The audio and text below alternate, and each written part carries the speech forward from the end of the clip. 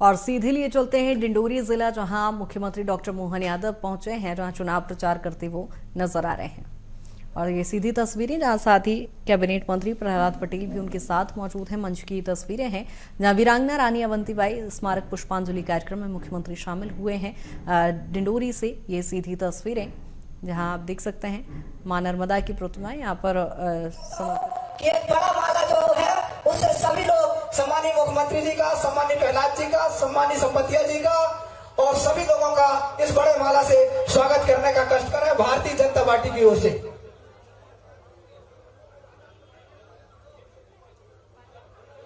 अवंतीबाई स्मारक पर अर्पित की पुष्पांजलि। इस दौरान जहां सीएम डॉक्टर मोहन यादव ने स्मारक पर माल्यार्पण भी किया, पुष्पांजलि अर्पित की, उन्हें नमन किया।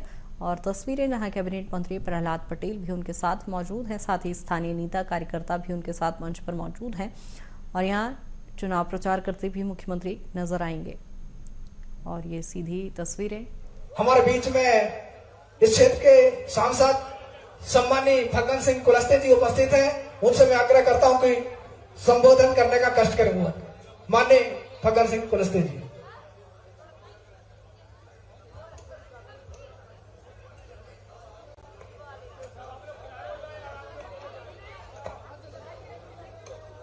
हेलो। भारत माता की रानी अवंतीबाई, रानी अवंतीबाई अमर रहे, अमर रहे। आज हमारे इस क्षेत्र के और इस पूरे समाज में जिनका आज इसे कार्यक्रम के अवसर पर आज इसे स्थान पे जहां पर अवंतीबाई जी का ये अंतिम सांस ऐसे स्थान पर श्रद्धा सुमन अर्पित करने के लिए हमारे मध्य प्रदेश के यशस्वी हमारे मुख्यमंत्री डॉक्टर मोहन यादव जी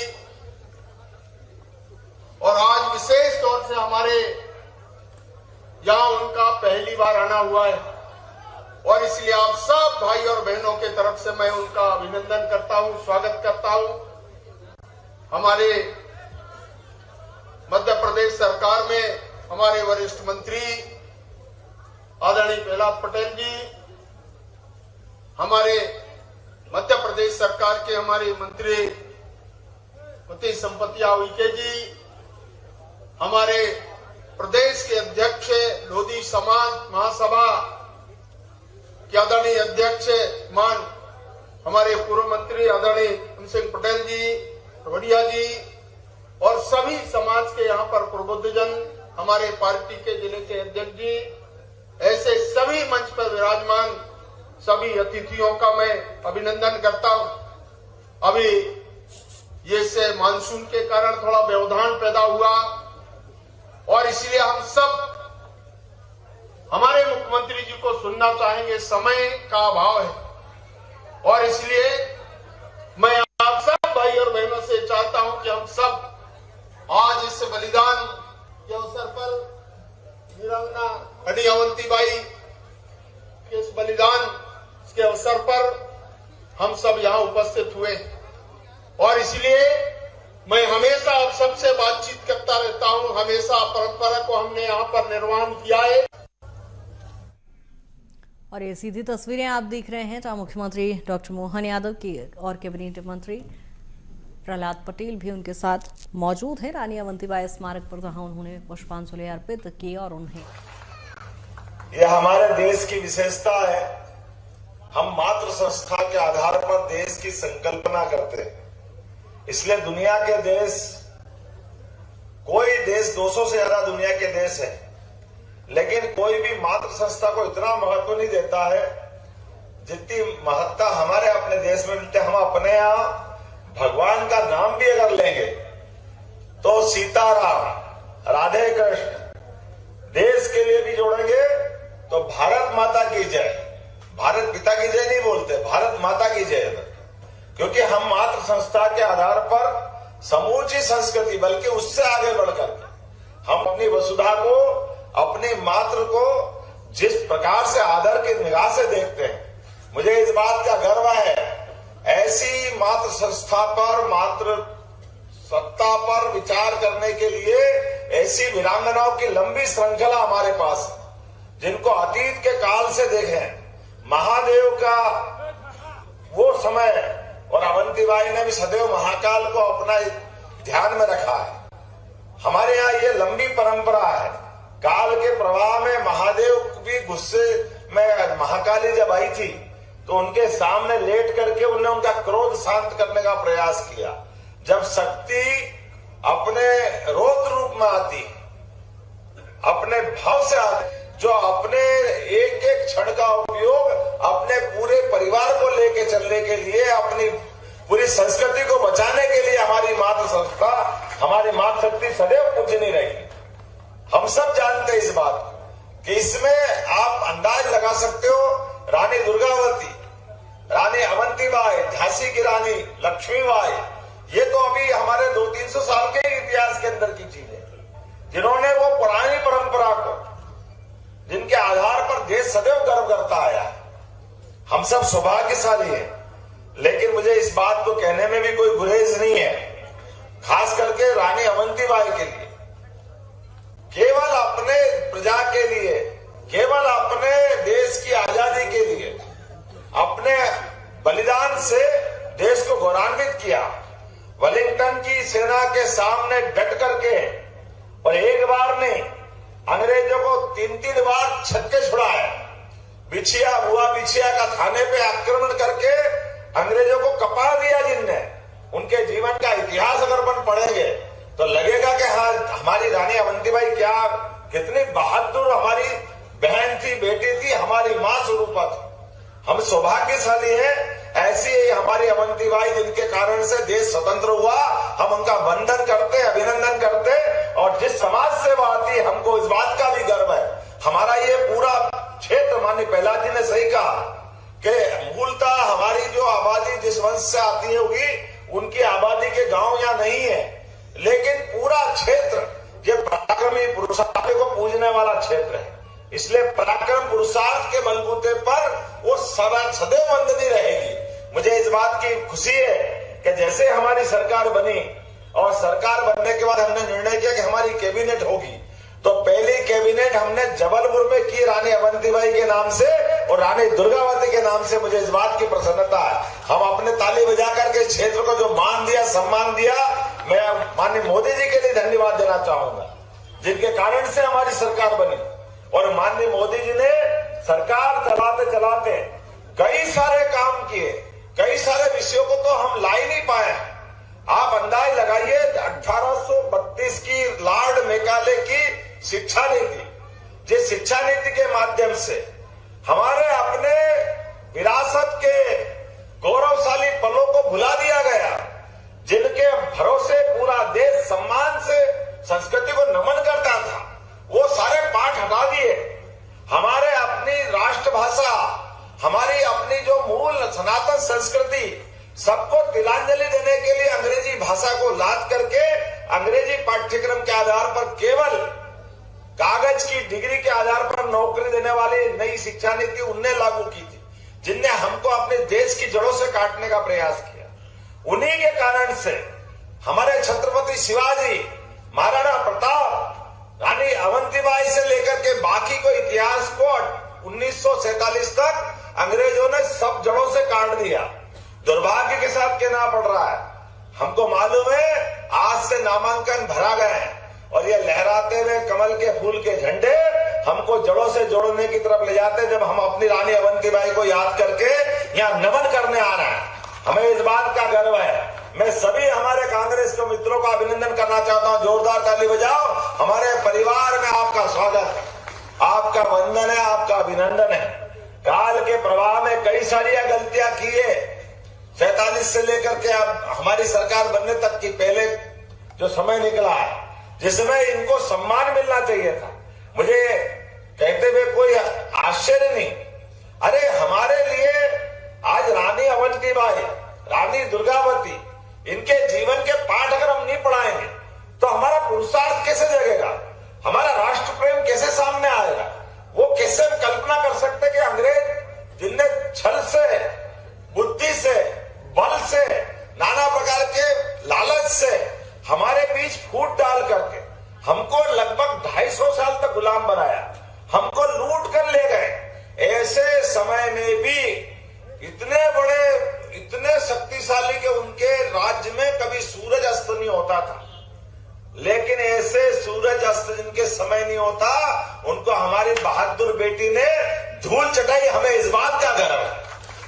उनका जीवन का बलिदान, आदमी जो जन्मा है वो अपना शरीर छोड़ेगा, कोई अमर होके नहीं आया, लेकिन आने और जाने के क्रम में जितनी देर भी जीवन मिले वो जीवन आदर्श रूप में जी करके जीते जी अवंतीबाई, जिसका कभी अंत नहीं होगा, उनने अपने नाम को सार्थक कर दिया।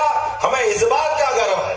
और वो क्षण अब बाकी पीढ़ी सीखे, इसलिए हमने कैबिनेट की। और उससे आगे बढ़ करके आपकी जानकारी के लिए, हमारे यहाँ सागर आजादी के समय से शिक्षा का बहुत बड़ा केंद्र डॉक्टर हरि सिंह गौर के नाम से एक विश्वविद्यालय वहां है, सेंट्रल यूनिवर्सिटी बन गई अब। लेकिन स्टेट यूनिवर्सिटी के लिए हमने पूरे प्रदेश का एकमात्र जिला सागर है जहां पर 2-2 यूनिवर्सिटी कर दी। एक रानी अवंतीबाई के नाम पर भी वहां हमने विश्वविद्यालय खोला, जो अपने विद्यार्थियों को विद्या अध्ययन के सभी प्रकार का आयाम चालू करेगा। हम इससे भी आगे बढ़कर बात कर रहे हैं कि एक नहीं, दो नहीं, अभी उनके माध्यम से राजा शंकर शाह, राजा रघुनाथ शाह और ऐसे सभी वीरों के माध्यम से, जिनकी अलग अलग बड़ी बड़ी अपनी भूमिका है, जिनके कारण से हमारी अपनी संस्कृति पे हमको गर्व है। मुझे इस बात को कहते हुए कोई गुरेज नहीं है। हम उनके नाम पर भी ऐसे संस्थान चालू करेंगे जिनसे नई पीढ़ी उनसे भी सीखे, उनको भी अपने स्मरण में रखे। आज चूंकि चुनाव का मौका है और चुनाव के मौके पे हम अपने यशस्वी प्रधानमंत्री नरेंद्र मोदी जी को स्मरण करते हैं। जोरदार ताली बजाएं माननीय नरेंद्र मोदी जी के लिए, जिनके नेतृत्व में पूरे देश की हालत कैसी बदली है, हमको बोलने की जरूरत नहीं है। 80 करोड़ लोगों के लिए जो निःशुल्क अन्न की व्यवस्था करते हैं, आप अंदाज लगा 80 करोड़, पूरा America, Australia, England, France, Germany, ऐसे 16 देश मिला लो तो 80 करोड़ नहीं होते। लेकिन 56 इंच के सीने वाले ने अपने देश में लोगों के लिए उनने अपना अन्न की व्यवस्था निःशुल्क करने का प्रयास किया। कोई सोच सकता था कि गरीब आदमी का मकान पक्का बने? वो भी कोई गांव में बैठा आदमी, कोई कल्पना करता था? लेकिन क्या गांव, क्या शहर, और वो भी वो नेता जिसका खुद का छत नहीं है, खुद का मकान नहीं है, लेकिन उसकी कल्पना है कि मैं 22 करोड़ ऐसे देशवासी जिनका अपना मकान कच्चा है उनको पक्का बना के दूंगा। हमें इस बात का गर्व है कि हमारा नेता ऐसा, देश का प्रधानमंत्री, अभिनंदन करें मोदी जी के लिए। और आदिवासी अंचल को तो और ज्यादा मानना चाहिए।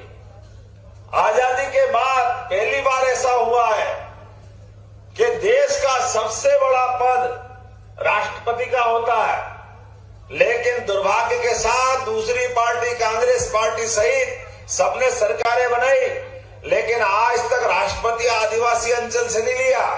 मुझे इस बात का गर्व है, आदिवासी तो लिया ही, बल्कि बहन को लिया। हमको इस बात का और गर्व है। हमारी बहन श्रीमती द्रौपदी मुर्मू देश के अंदर, पूरे दुनिया में भारत का झंडा लेकर, राष्ट्रपति का जैसा बड़ा पद लेकर के अपनी गरिमापूर्ण उपस्थिति से हमको गौरवान्वित कर रही।